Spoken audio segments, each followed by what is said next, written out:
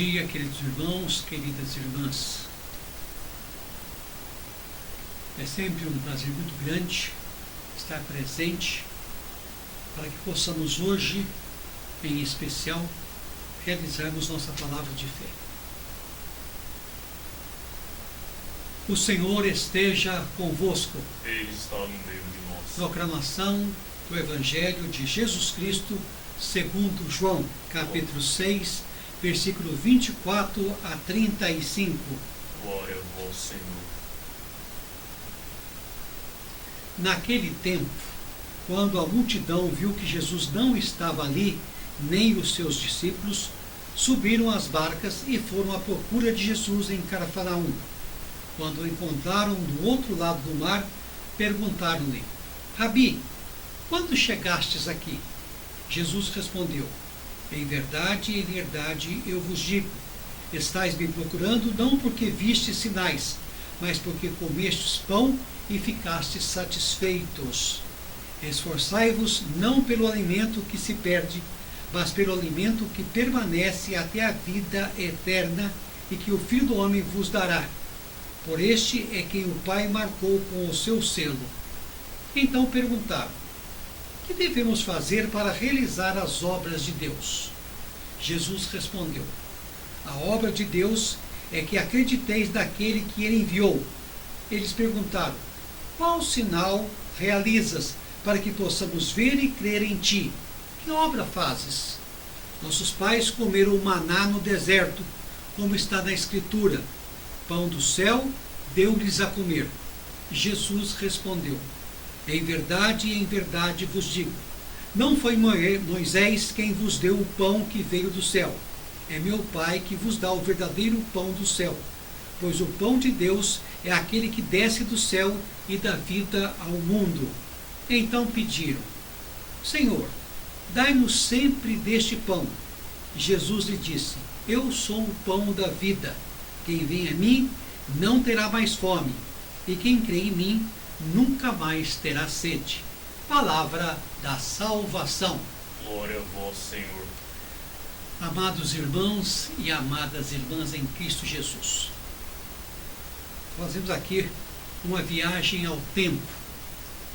O povo recém-libertado do poderio egípcio está caminhando pelo deserto. A caminho já se estende por alguns meses e as dificuldades começam a lhes pesar nos passos. A fome, o cansaço, a falta de uma moradia fixa, tudo isso começa a ser murmurada contra Deus e contra Moisés. É a mesma tentação humana que começa a murmurar quando uma situação foge ao nosso controle. Nisto, o povo já está fatigado pela viagem do êxodo. Começa a idealizar o Egito, isto é, a terra da escravidão, da opressão e da violência, e descrevê-la como terra de fartura. Vê de modo invertido, olha para a vida velha e sente saudades, apesar de todo o sofrimento que lá foi vivido. Quem dera que tivéssemos morrido pela mão do Senhor no Egito, quando nos sentávamos junto às panelas de carne e comíamos pão com fartura. Êxodo 16:13.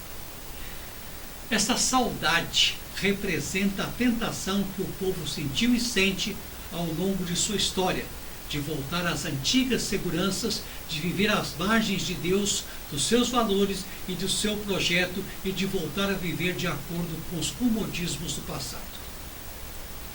Senhor, olha para as nossas necessidades e para a necessidade do povo. Diante da fome, é preciso dar de comer. Contudo, o Senhor responde à necessidade de modo a pôr à prova o seu povo. Ou seja, este não é simplesmente um ato de atender os desejos do povo, mas um processo educativo.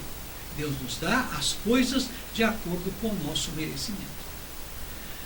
A peregrinação que o povo faz pelo deserto não é meramente geográfica, de um ponto a outro no mapa, mas uma peregrinação existencial de mentalidade. A distância maior a se percorrer não é do Egito para a terra prometida, mas a da mentalidade escrava para a mentalidade de um povo livre. enquanto pensavam apenas na sociedade material, permaneciam ainda escravos dos seus próprios desejos, de uma mentalidade antiga e violenta que se oprimiu por longos séculos. O fato de o maná só poder ser recolhido em quantidade suficiente por um único dia é uma lição de desprendimento e confiança em Deus. O povo deve confiar no Senhor e não viver para o ter. É preciso libertar o coração da ganância e do egoísmo para se entregar com confiança nas mãos do Senhor, que há de dar a cada dia o que lhe for necessário para a vida. É a lei do merecimento. Você só recebe aquilo que verdadeiramente merece, porque Deus conhece o coração do seu povo e sabe com antecedência como será o seu comportamento futuro. A vida cristã permanece em constante êxodo, uma constante passagem, isto é, Páscoa da antiga para a nova vida. Ao aderirmos à vida de Cristo, é preciso abandonar a vida antiga e despojar-se do homem velho, que só corrompe sob o efeito das paixões enganadoras. Efésios 4:22. Quem tem a sua vida banhada na vida do Cristo pelo batismo, não pode olhar para trás, para as paixões do passado. É preciso olhar e caminhar para a frente, na direção que aponta o Senhor. Vem e segue-me. Assim, entenderemos a ordem do Senhor no Evangelho. Esforçai-vos não pelo alimento que se perde, mas pelo alimento que permanece até a vida eterna. Ele fala à multidão que tem a sua fome saciada com a multiplicação do pão, que sob a qual o Senhor elevou a nação à ação de graças. E distribuiu aos famintos. Com 5 pães e 2 peixes, o Senhor alimentou uma multidão de 5.000 pessoas. E ainda sobraram 12 cestos cheios. A busca por Jesus ainda não tem um motivo justo, mas o procura por quem quer pão. Não vê o sinal, mas apenas o milagre do pão que sacia momentaneamente. Eles precisam mais do que atravessar geograficamente um lago, mas fazer o salto da fé e perceber que aquele gesto aponta numa direção importante, que é a presença de Deus em Jesus Cristo. Meus irmãos e minhas irmãs, de modo correto, o povo pergunta: que devemos fazer para realizar as obras de Deus? A obra de Deus se dá mediante a fé naquele que ele enviou, responde Jesus.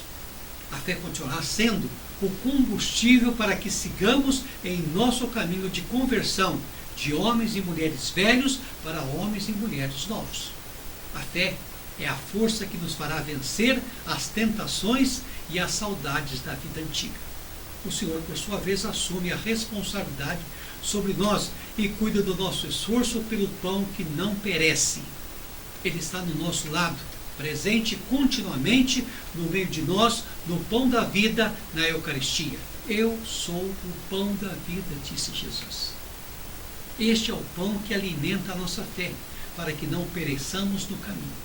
Quem vem a mim não terá fome, e quem crê em mim nunca mais terá sede.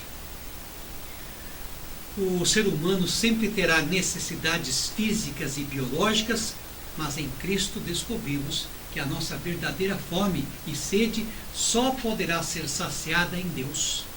Desejar apenas as coisas da realidade material, os prazeres da vida, mantém os vazios humanos impreenchíveis.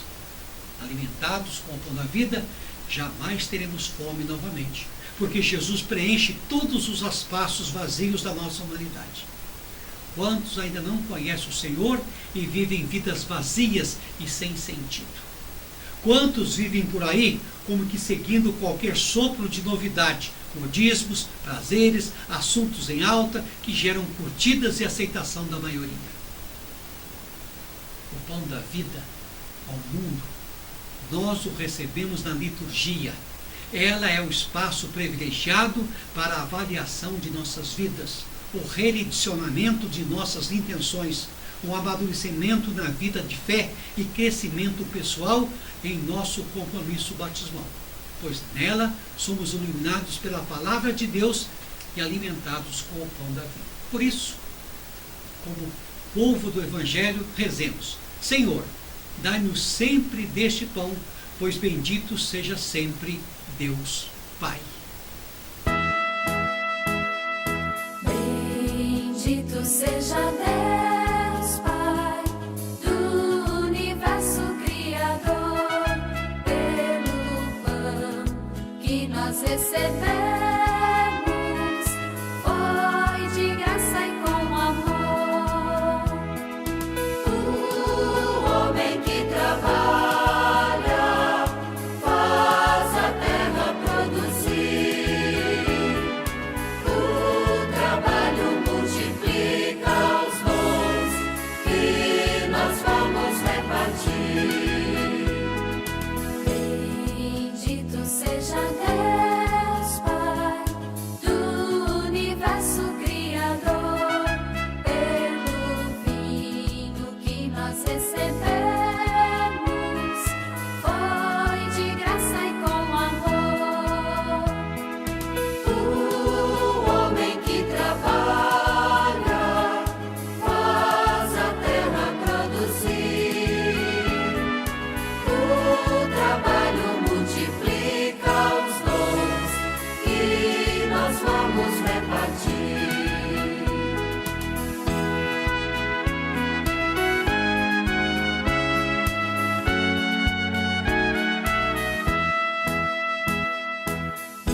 E nós participamos da construção do mundo novo com Deus, que jamais despreza nossa imensa pequenez.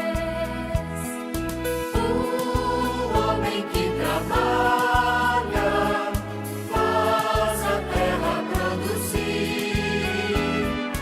O trabalho multiplica os dons que nós vamos repartir. O homem que trabalha faz a terra produzir. O trabalho multiplica os dons que nós vamos repartir.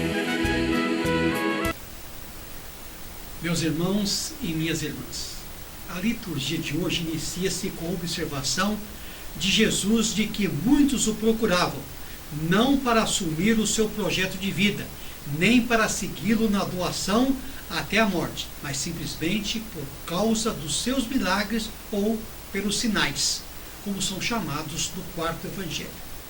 Uma observação que pode valer para muitas expressões religiosas dos dias de hoje.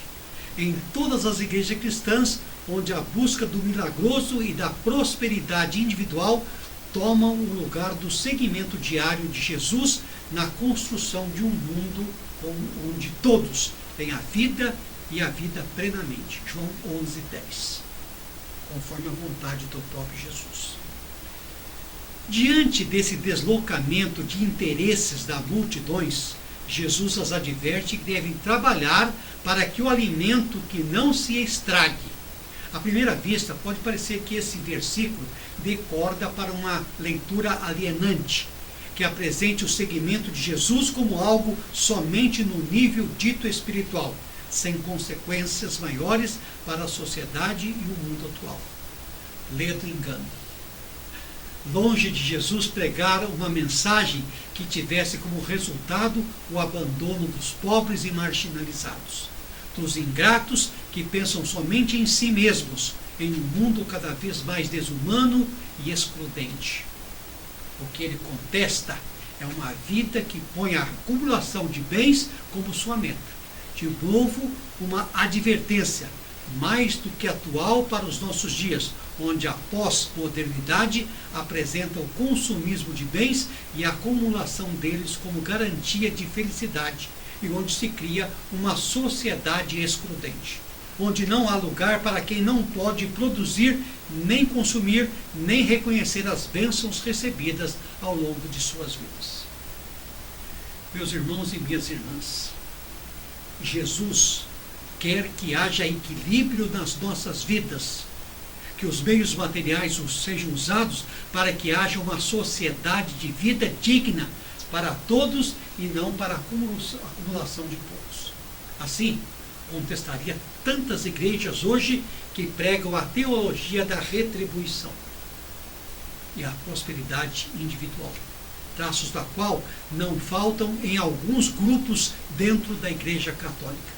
Fato é que a busca desenfreada de bens coloca o bem-estar material como centro e finalidade de vida, uma verdadeira idolatria. Isso já foi compreendido mais de 200 anos antes de Jesus pelo sábio autor de Eclesiastes, que escreveu: quem gosta de dinheiro nunca se sacia de dinheiro. Quem é apegado às riquezas nunca se farta com a renda. Isso também é fugaz. Eclesiastes 5:9. Meus irmãos e minhas irmãs, é preciso buscar em primeiro lugar o pão descido do céu, ou seja, o próprio Jesus. Procurar Jesus implica uma opção pela sua pessoa, mensagem e prática. Não é possível ter uma relação verdadeira com Jesus como pessoa sem assumir a sua prática, atualizada para as condições de hoje. No âmbito religioso, onde muitas vezes se prega um Jesus que deixa passar tudo, leve, alienado, aquele que não incomoda. O texto de hoje nos leva de volta ao Jesus real, que incomodava tanto que no fim desse capítulo é abandonado pelas multidões e finalmente liquidado por um conluio dos poderes políticos, religiosos, econômicos e judiciais. João nos assegura que quem vai a Jesus como discípulo nunca mais terá fome, nunca mais terá sede. Quem se inclina a servi-lo não o abandona por nada. Não tem como voltar atrás, uma vez que é conhecedor da verdade. Pois o seguimento de Jesus, apesar de não ser fácil, é capaz de saciar os desejos mais íntimos do ser humano, o que a simples posse de bens materiais não é capaz. Nós vivemos num mundo onde nunca houve tanta riqueza, nem tanta pobreza, tanta acumulação e tanta exclusão. Eu quero abrir aqui, meus queridos irmãos, neste momento em que estamos fazendo esta liturgia, um parêntese, para parabenizar dois grandes irmãos de fé, os diáconos Frei Marcos e Frei Uênio, que esta semana em Belo Horizonte deram sim, o seu sim definitivo a Jesus e se tornaram presbíteros para a glória e honra de nosso Senhor Jesus Cristo. Quem não vive para servir, não serve para viver. Eu não poderia fazer essa homilia sem prestar essa homenagem a esses dois jovens que se tornaram presbíteros. Parabéns aos novos padres. Que Deus Pai abençoe vosso ministério por esta magnífica aceitação de se colocarem a serviço do próximo. São poucos os que têm essa coragem de assumir o chamado para servir. Deus os abençoe sempre, são os meus votos. Meus irmãos e irmãs, voltando ao que nos diz a liturgia de hoje, o texto nos desafia para que reexaminemos a fé que nós temos, a realidade do nosso seguimento de Jesus, as nossas motivações, metas e objetivos de vida. Jesus convida-nos para que coloquemos no centro de nossa existência o projeto de Deus encarnado em Jesus e continuando nos seus seguidores, de nos alimentarmos com o pão da palavra e da Eucaristia, para que tenhamos vontade e força para criarmos um mundo de vida onde todos tenham a vida e a vida plenamente.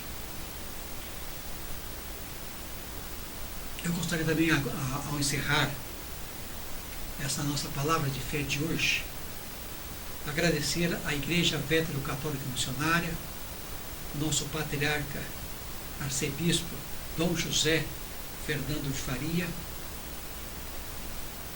pela caridade, pelo amor ao próximo que esse homem tem demonstrado com todo o clero. Que eu possa ser continuamente vosso servo, acreditando, tendo como o mais alto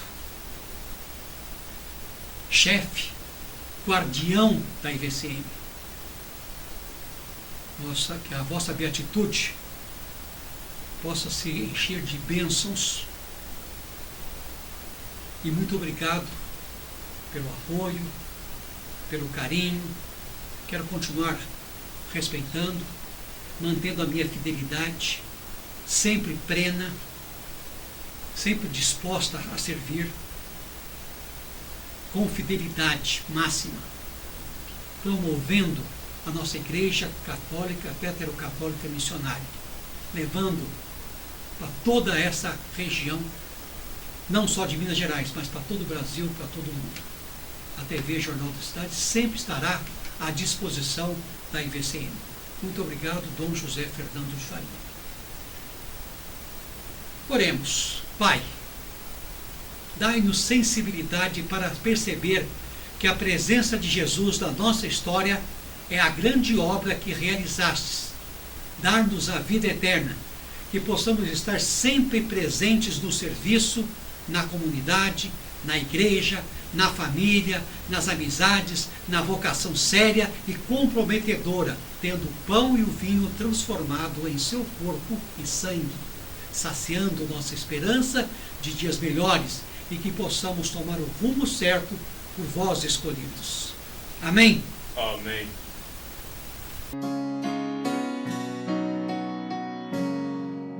Não chores pelo que perdeste, lute, meu irmão, pelo que você tem.